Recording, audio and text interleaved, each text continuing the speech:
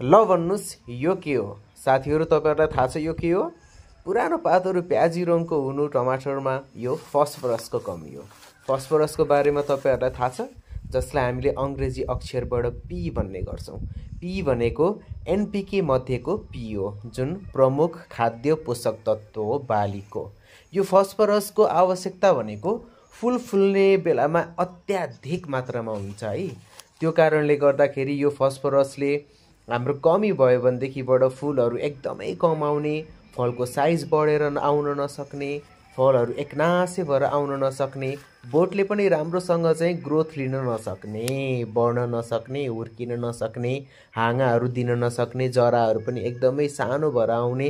त्यो कारणले गर्दा फलको विकासको क्रममा पनि फस्फरस एकदमै आवश्यक हुन्छ। ल हेर्नुस् त यहाँ फस्फरसको कमी देखेपछि के हुन्छ? एउटै फलको गुच्छामा पनि फलहरु एकनासे साइजले आउँदैन, कुनै ठुलो कुनै एकदमै सानो भएर बस्दिन्छ है त।